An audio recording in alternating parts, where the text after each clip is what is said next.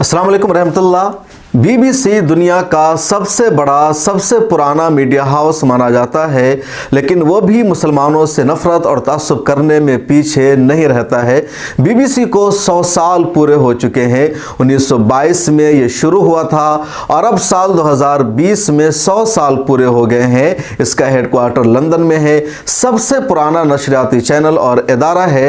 लेकिन जिस तरह यूरोप और अमेरिका के दूसरे मीडिया हाउसेस, दूसरे इंस्टीट्यूट और इदारे मुसलमानों से तासुब करते हैं, नफरत का इजहार करते हैं और मुसलमानों के बारे में नेगेटिविटी को फ़रोग देते हैं, मनफी ख़बरों को आगे बढ़ाते हैं और मुसलमानों के मुस्बत कामों पर पर्दा डाल देते हैं, दुनिया को पता नहीं चलने देते हैं कि मुसलमानों की अच्छाइयाँ क्या है, वैसा ही BBC भी करता है और कई मौक़ों पर इसका इजहार हो जाता है।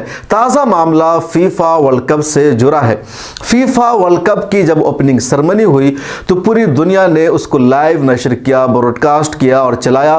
तकरीबन 500 चैनलों पर लाइव नशर करके दिखाया गया, लेकिन BBC जैसे मीडिया हाउस ने लाइव ब्रॉडकास्ट नहीं किया। ऐसा नहीं है कि BBC पर होना नहीं था, बल्कि BBC पर हमेशा इस तरह का मैच लाइव नशर किया जाता है। BBC ने जिम्मेदारी ली थी लाइव ब्रॉडकास्ट करने की। BBC को लंदन के लोगों ने या दुनिया भर के लोगों ने सब्सक्राइब किया था देखने के लिए, उसका खरीदा था, सब्सक्रिप्शन लिया था और उम्मीद थी कि BBC फीफा वर्ल्ड कप को दिखाएगा, लाइव कवरेज देगा और लोग देखेंगे, एंजॉय करेंगे ओपनिंग सेरेमनी को। लेकिन एंड टाइम पर BBC ने लाइव ब्रॉडकास्ट नहीं किया, जिसकी वजह से दुनिया भर के शायकीन को, फुटबॉल के फैन को मायूसी हुई और सोशल मीडिया पर लोगों ने सवालात की बौछार लगा दी। BBC से पूछा कि आखिर BBC ने क्यों धोखा दिया, क्यों फुटबॉल के मैच को लाइव नहीं दिखाया, ओपनिंग सेरेमनी को क्यों दुनिया से छुपा दिया गया। तब आखिर में BBC के एक डायरेक्टर ने आकर के ट्विटर पर जवाब दिया कि कतर का ये फीफा वर्ल्ड कप कंट्रोवर्सी में घिरा हुआ है, तनाज़ुर का शिकार है। कतर ने ह्यूमन राइट का वायलेशन किया है, इस वजह से BBC ने इसको लाइव नशर नहीं किया। जब BBC ने यह बहाना किया, एक्सक्यूज पेश किया, तब लोगों ने BBC को घेर लिया और सोशल मीडिया पर कई तरह की दलील दी गई और कहा गया कि BBC ने जो दलील दी है वो गलत है और उसको नहीं माना जा सकता है। अगर बात ह्यूमन राइट्स के वायलेशन की है तो इसी साल विंटर ओलंपिक का इनेकाद चीन में हुआ है और ह्यूमन राइट्स के वायलेशन का सबसे ज़्यादा इल्ज़ाम चीन पर ही लगता है। तरह तरह के इल्ज़ामात चीन पर लगाए जाते हैं, गैर मुसलमानों का मसला हो या दूसरों की नस्ल कुशी का हो, और उसके बावजूद चीन में हुए ओलंपिक को लाइव नशर किया गया BBC पर। फिर कतर के फीफा वर्ल्ड कप पर यह इल्ज़ाम की बुनियाद क्यों? दूसरी दलील यह दी गई कि रूस में साल 2018 में फीफा वर्ल्ड कप का इनेकाद हुआ।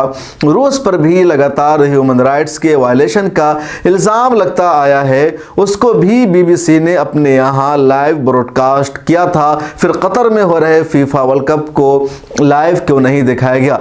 जहाँ तक बात है कतर पर ह्यूमन राइट्स के वायलेशन का, तो दरअसल यूरोप और अमेरिका और मगरिब ने जानबूझकर कतर के खिलाफ एक साजिश रची, एक मुहिम चलाई गई।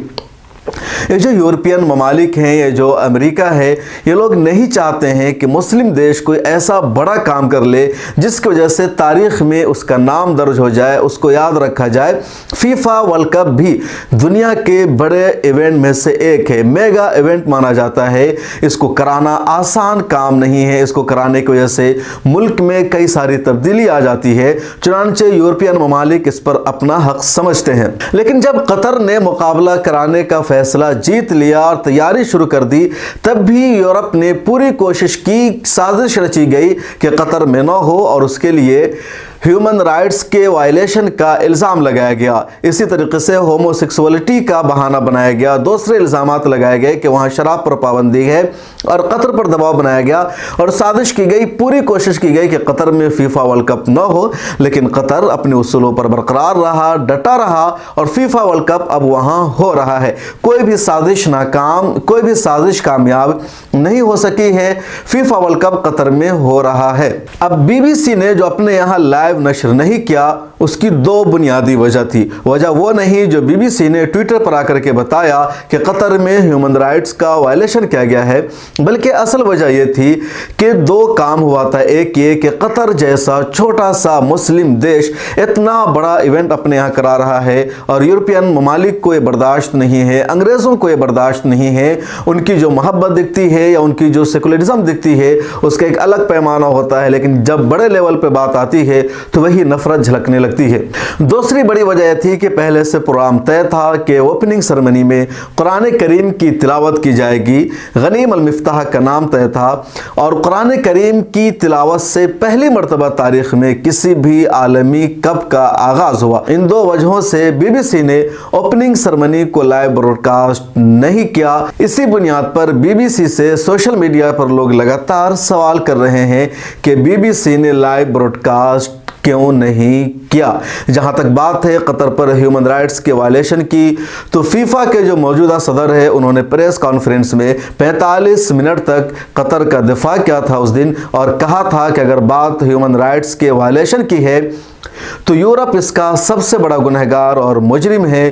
یورپ نے 3000 سالوں تک انسانوں کا استحصال کیا ہے، اور اگر یورپ دوسروں کے تعلق سے لیکچر بازی کرتا ہے، دوسروں پر الزام لگاتا ہے، تو پہلے یورپ کو چاہیے کہ لگاتار 3000 سال تک معافی مانگے، تب اس کی معافی قبول ہوگی اور پھر اسے حق حاصل ہوگا۔ دوسروں پر اس طرح بولنے کا، دوسروں کے بارے میں الزام لگانے کا، انہوں نے ہیومن رائٹس کے پورے معاملے کو ہیپوکریسی قرار دیا اور بتایا یہ سراسر غلط اور بے بنیاد ہے۔ بی بی سی کو فیفا کے جو صدر ہیں ان کی اس بات پر بھی توجہ دینی چاہیے اور سوچنا چاہیے کہ غلط کون ہے، صحیح کون ہے۔ اور جو بنیادی وجہ ہے وہ یہی کہ بی بی سی نے قرآن کریم کی تلاوت کی وجہ سے اور قطر جیسے ملک میں فیفا ورلڈ کپ منعقد ہونے کی وجہ سے اس کو لائیو نہیں دکھایا اور اپنی نفرت کا، اپنی عصبیت کا کھل کر کے اظہار کر دیا۔ آپ اس بارے میں کیا سوچتے ہیں کمنٹ سیکشن میں ضرور لکھے گا۔ سوشل میڈیا کے سبھی پلیٹ فارم پر ملت ٹائمز کو سپورٹ کیجیے۔